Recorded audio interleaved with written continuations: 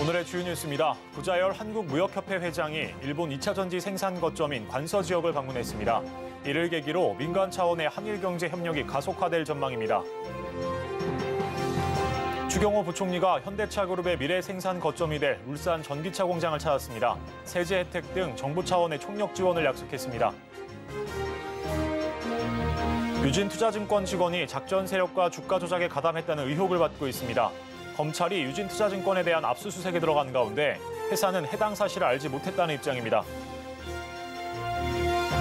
중장년층의 전유물로 여겨졌던 패키지 여행이 최근 젊은 층에게 주목받고 있습니다. 이러한 수요에 발맞춰 여행사들도 젊은 층 맞춤형 상품을 출시하고 있는데요. 관련 내용 이슈플러스에서 짚어보겠습니다.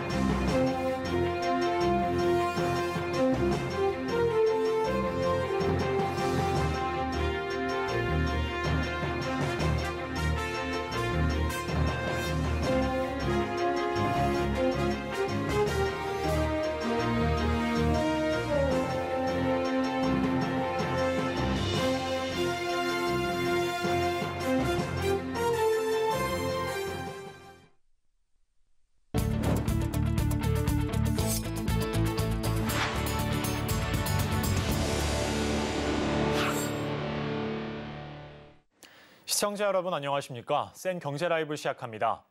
한일 정상회담을 계기로 민간 차원의 경제 협력이 가시화되고 있습니다. 구자열 한국무역협회 회장은 일본에서 리튬이온 등 2차 전지 생산 거점인 관서 지역과 공급망 협력을 확대해 나가기로 뜻을 모았는데요. 김효진 기자가 보도합니다. 경색 국면이었던 한일 관계에 훈풍이 불고 있습니다. 양국 민간 경제단체를 중심으로 공급망 협력 등 교류를 확대하는 모습입니다. 구자열 무역협회 회장은 오늘 일본 오사카에서 관서 경제동호회를 만나 민간 경제협력 강화 방안을 논의했습니다.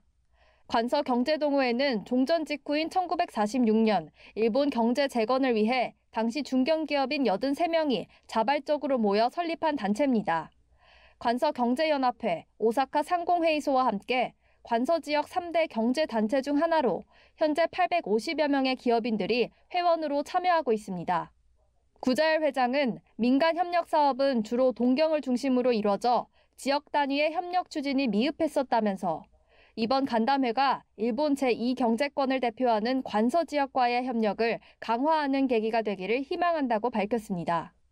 카쿠모토 케이지 관서 경제동호회 대표 간사는 관서 지역은 리튬이온 등 2차 전지 산업 개발 및 생산 거점인 만큼 한국 기업과의 공급망 협력을 강화할 수 있다면서 양국의 미래지향적 관계를 위해 무역협회와 협력 확대로 교류를 더욱 활성화하겠다고 밝혔습니다. 양 기관은 오는 8월 관서 경제동호회 방한 시 교류 협력 확대를 위한 업무 협약을 체결한다는 계획입니다. 무역협회는 한일 기업인 상시 대화 채널 구축과 기업인 교류 확대, 양국 간 무역 애로 해소 활동 등을 추진할 예정입니다. 서울경제TV 김효진입니다. 현대차그룹이 올 4분기 울산에 전기차 전용 공장을 착공합니다. 국내 미래차 생산 거점이 될 전망인데요. 오늘 추경호 부총리 겸 기획재정부 장관이 이곳을 찾아 정부의 총력 지원을 약속했습니다. 성나균 기자입니다.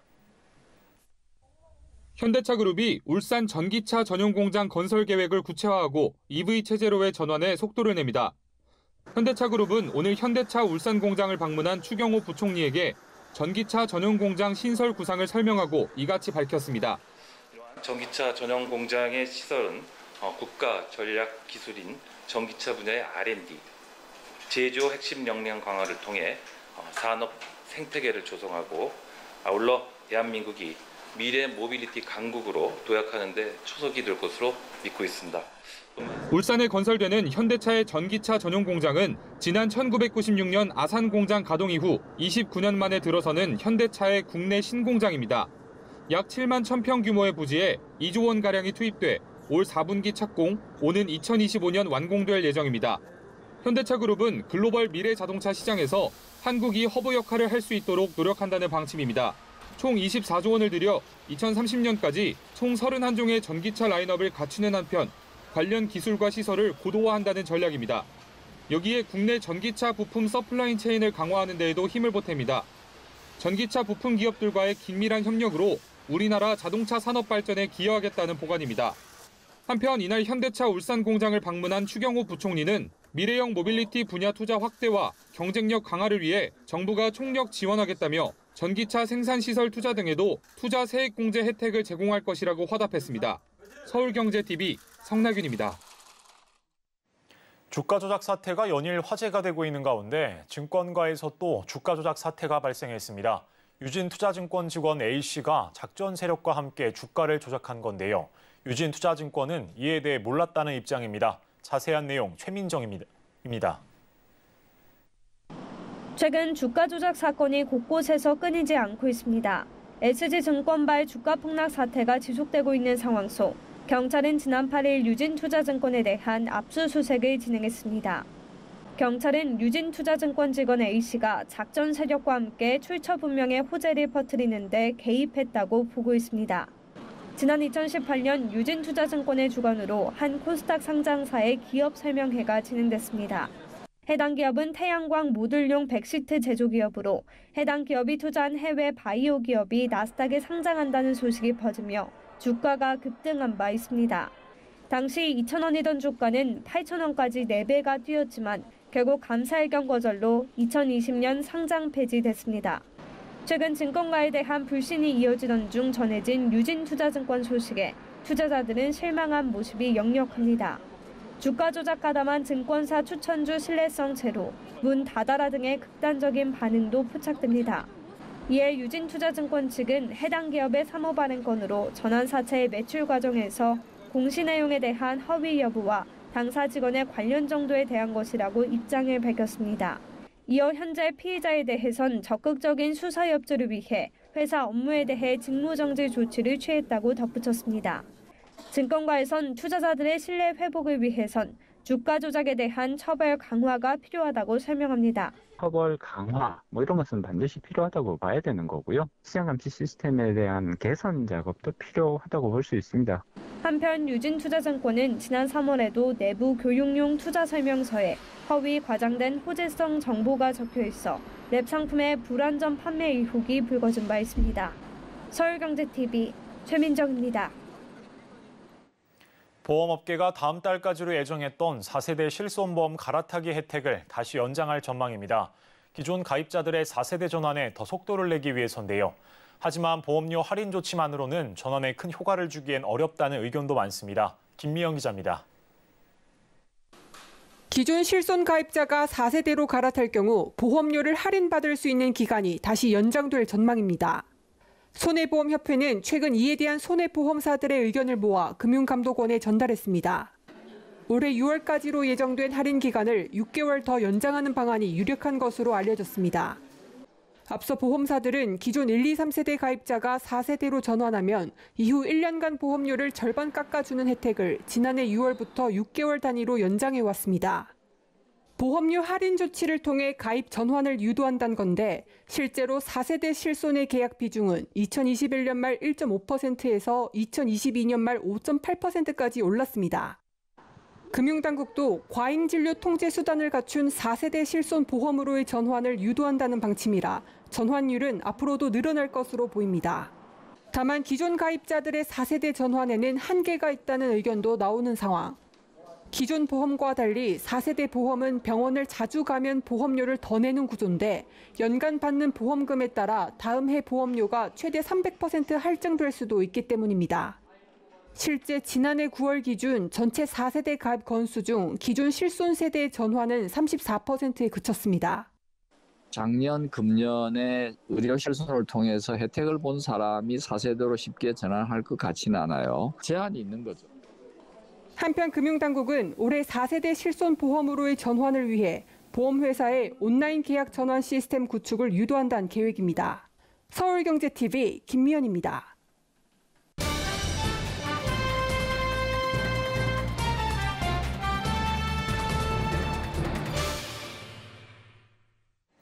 패키지 여행이라고 하면 떠오르는 것들이 있죠. 깃발을 든 가이드, 빠듯한 일정과 여러 번의 쇼핑 등 이 중장년층의 전유물로 여겨지던 패키지 여행이 최근 젊은 층 사이에서도 주목을 받고 있다고 합니다. 이 관련 내용 산업이부 이호진 기자와 자세히 이야기 나눠보겠습니다. 안녕하십니까? 안녕하세요.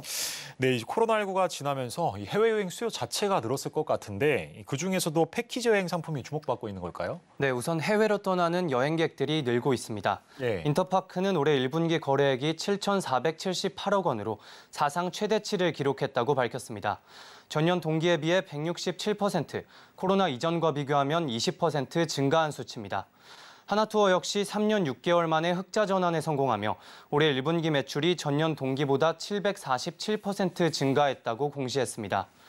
특히 하나투어의 1분기 전체 송출객 수는 54만 2천 명, 패키지 송출객은 26만여 명이었는데 전체 송출객은 41%, 패키지 송출객은 무려 92% 증가했습니다. 하나투어의 지난해 패키지 송출객 중 2030의 비중은 30%로 코로나 이전보다 10%포인트가량 늘었습니다. 모두투어 역시 코로나 이전에는 패키지 상품의 판매 비중에서 20, 30대가 5% 정도를 차지했다면 현재는 약 15%까지 증가한 상황이라고 설명했습니다.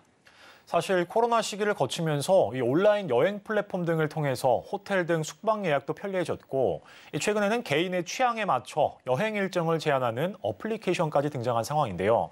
그럼에도 이 젊은 세대가 패키지 상품을 선호하게 된 이유가 무엇일까요? 네, 실제로 코로나를 겪으면서 여행 산업은 크게 변화했습니다. 이에 여행사들 역시 바뀐 소비자들의 니즈를 공략하기 위해 패키지 상품의 리뉴얼을 단행했습니다. 패키지 상품의 변화는 크게 프리미엄, 세분화 두 가지로 나뉩니다. 금전적인 여유가 크지 않은 편인 20, 30대가 여행에서 중요시하던 부분 중 하나는 가성비였습니다. 하지만 코로나로 3년간 해외여행을 다니지 못하게 되면서 여행의 소중함을 체감하게 되고 자신을 위해 비용을 조금 더 투자하는 여행 소비 패턴이 등장하게 됐습니다. 이러한 수요에 발맞춰 여행사들도 프리미엄 상품을 출시하며 젊은 세대 공략에 나선 겁니다. 프리미엄 상품의 경우 자유여행보다 편하게 즐길 수 있는 동시에 저렴한 가격으로 인해 발생했던 현지에서의 잦은 쇼핑, 수많은 옵션 부과 등 패키지 여행의 단점으로 지적됐던 부분을 극복할 수 있다는 장점이 있습니다. 그러면 이러한 프리미엄 패키지 상품의 사례로는 뭐가 있을까요? 네, 우선 모두투어의 경우 모두 시그니처 패키지 상품에 주력하고 있습니다. 예. 옵션이 많이 포함된 가성비 패키지 대신 단연간의 데이터를 바탕으로 지역 내 대표 관광지, 일정 등을 상품에 기본적으로 포함시키는 상품입니다. 비교적 가격대가 있는 식당이나 시내에 위치한 호텔에서의 숙박 등이 포함돼 전체적인 가격은 높아졌지만 옵션과 쇼핑 등을 줄이고 여행객들이 여행에만 온전히 집중할 수 있도록 해 상품을 찾는 고객들이 늘고 있다는 설명입니다. 실제로 모두투어 측은 코로나 이전 5%의 판매 비중을 차지했던 시그니처 상품의 매출이 현재는 15%를 상회하고 있고 올해 30%의 점유율을 목표로 하고 있다고 밝혔습니다. 하나투어 역시 하나팩 2.0이라는 노옵션, 노쇼핑 상품을 출시하며 프리미엄 상품군 강화에 나서고 있습니다. 네, 젊은 세대가 여행의 소중함을 체감하고 소비 비용을 늘리고 있다는 내용은 이해가 되지만 그럼에도 자신이 원하는 일정이 아니라면 패키지 상품을 선택하지 않는 사람들이 많을 것 같은데 그래도 이 패키지 상품의 선택폭도 다양해지고 있다고요. 네, 맞습니다. 실제로 프리미엄 상품 출시만으로는 세분화된 젊은 세대들의 수요를 잡기 힘든 상황입니다. 예. 이에 여행사들은 베스트셀러, 스테디셀러에 집중하는 것이 아닌 특정 계층의 수요를 공략할 수 있는 다양한 테마 여행 패키지 상품들을 선보이고 있습니다. 인터파크는 안병여제 김자인 선수와 락클라이밍을 체험하는 안병여제 동반 투어, 모터사이클을 타고 여행하는 모터사이클 여행 상품 등 이색 테마 상품을 출시하고 있고 골프 여행 상품 출시를 위해 VC소프트와 업무 협약을 체결했습니다.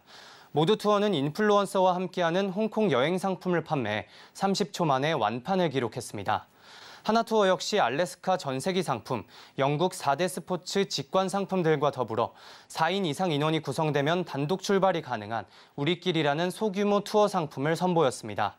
특히 하나투어는 작년 테마 여행 패키지 상품 중 2030의 비중이 40%에 달한다고 밝혔습니다.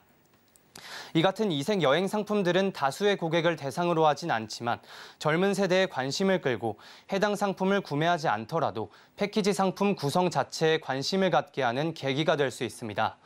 이뿐 아니라 여행사들은 일정 중 자유여행이 포함된 세미 패키지 상품, 호텔과 항공권만 판매하는 에어텔 상품 등의 판매 비중을 높여 세분화된 소비자들의 니즈를 공략하고 있습니다.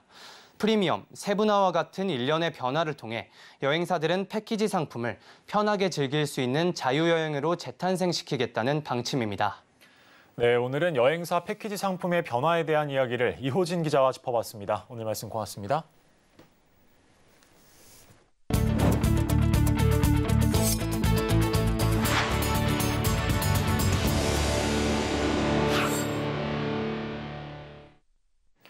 고금리 영향에 올해 서울 원룸의 전세 보증금은 지난해보다 저렴해진 것으로 나타났습니다. 하지만 월세가 큰 폭으로 올라 서민들의 주거비 부담이 갈수록 커지고 있습니다. 서청석 기자입니다. 올해 서울시의 전용 면적 33제곱미터 이하 원룸의 전세 보증금은 지난해보다 평균 6.86% 떨어졌지만 월세는 10.23% 오른 것으로 나타났습니다. 부동산 정보 플랫폼 다방이 올해 3월까지 다방에 등록된 원룸 전월세 매물 분석 결과에 따르면 전세 보증금은 평균 1억 2,757만 원, 월세는 평균 60만 원입니다. 자치구별로는 강남구의 원룸 전세 보증금이 가장 큰 폭으로 떨어졌습니다. 강남군의 평균 원룸 전세 보증금은 지난해 2억 1,783만 원에서 올해 1억 7,207만 원으로 21.01% 떨어졌습니다.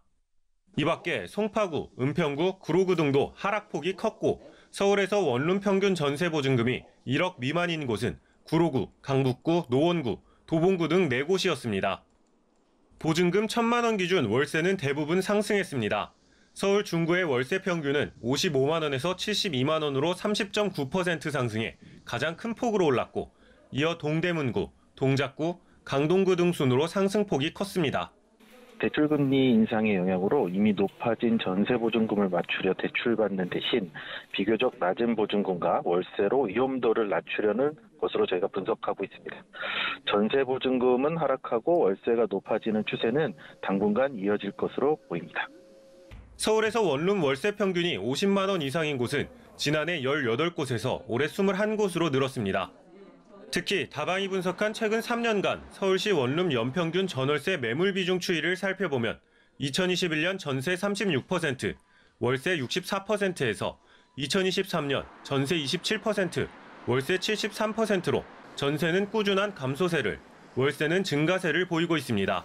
서울경제TV 서청석입니다. 전 세계 생활체육인들의 대축제인 2023 전북 아시아태평양 마스터스 대회가 3일 앞으로 다가왔습니다. 대회 개막을 앞둔 현지 분위기를 박민홍 기자가 전해드립니다. 가정의 달 5월을 맞아 전 세계 생활체육인들이 기회의 땅 전라북도를 찾아옵니다. 사흘 앞으로 다가온 2023 전북 아시아태평양 마스터스 대회에 참가하기 위해서입니다. 최근까지 71개 나라 14,000여 명이 대회 참가 등록을 마쳐 역대 최대 규모가 될 전망입니다. 대회 조직위원회와 전라북도는 자원봉사자 발대식을 열고 가장 성공적인 국제행사로 개최할 것을 다짐했습니다. 자원봉사자들은 인천공항과 전북지역 37개 경기장 등에 배치돼 다양한 봉사활동으로 민간 사절의 역할을 하게 됩니다. 더욱 철저한 준비와 적극적인 태도로 안전함과 전략을 발휘한다. 전라북도는 다채로운 프로그램을 마련하는 등 손님맞이 준비를 마쳤습니다. 전북의 정체성을 담은 특색 있는 문화행사로 화합과 축제 한마당을 펼쳐나갈 계획입니다. 경기장 주변에서는 한국 전통놀이와 외국인을 위한 한복체험, 거리 공연도 만날 수 있습니다. 여러분들이 어떻게 행동하고 오시는 선수단을 잘 맞이하냐에 따라서 전라북도의 관광의 미래가 결정됩니다. 세계적인 스포츠 스타들이 대회에 참가할 예정으로 성공 개최 분위기가 고조되고 있습니다. 우크라이나 장대 높이뛰기 전설 세르게이 부부카 등이 참석하고 탁구 현정화 선수 등은 경기장에서 팬 사인회를 엽니다. 30살 이상이면 누구나 동참할 수 있는 2023 전북 아태 마스터스 대회. 오는 12일부터 전북 지역 14개 모든 시군에서 9일간 열전에 들어갑니다. 서울경제TV 호남 박민홍입니다. 우리나라 녹차 시베지 경남 하동군에서 2023 하동 세계차 엑스포가 막을 올렸습니다. 차 분야에서는 최초의 정부 승인 국제 행사인 만큼 이번 엑스포에 많은 관심이 쏠리고 있는데요.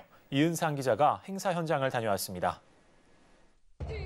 2023 하동 세계차 엑스포가 지난 4일 개막을 알렸습니다.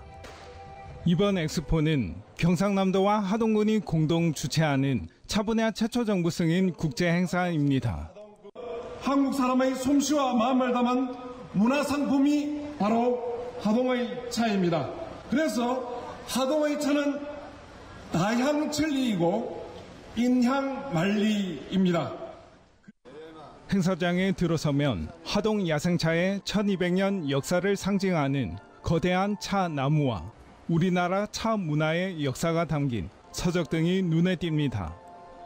이외에도 국내외 다양한 차를 맛보고 차 문화를 체험할 수 있는 다채로운 부대 행사도 마련되어 있습니다. 경상남도는 이번 엑스포를 통해 관광객 135만 명을 유치하고 농산품 수출 확대와 일자리 창출 등 1,900억 원 규모의 경제적 파급 효과를 기대하고 있습니다.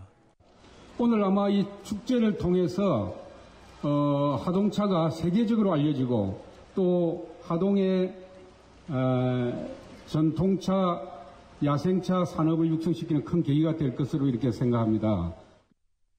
하동군은 이번 행사가 일회성에 그치지 않도록 지속적인 차산업 육성 전략을 마련해 성장 동력으로 삼겠다는 전략입니다. 이를 계기로 해서 우리 연구소에서는 녹차에 대한 우수성과 품질 개량이라든지 이런 것을 더 고려해서 농가 소득형 대에 더 기여할 수 있도록. 자연의 향기, 건강한 미래차를 주제로 열리는 이번 엑스포는 다음 달 3일까지 계속됩니다. 서울경제TV 영남 이은상입니다. 윤석열 정부가 출범한 지 1년 동안 국정과제를 담은 법안 35%가 국회를 통과했습니다. 반도체 투자 세제 지원 확대, 연령 기준 만나이 통일 등이 통과 법안에 포함됩니다.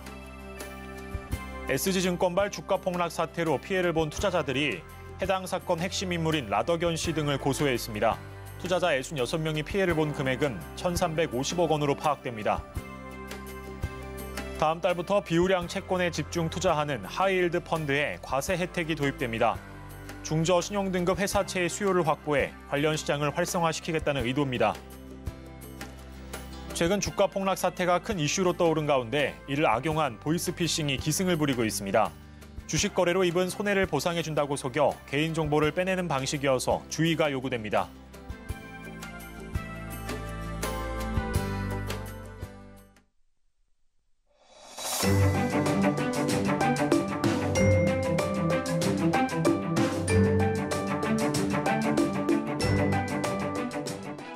안녕하세요. K웨더 라이프스타일 예보 박유라입니다. 오늘도 완연한 봄 기온을 만끽하기 좋았는데요.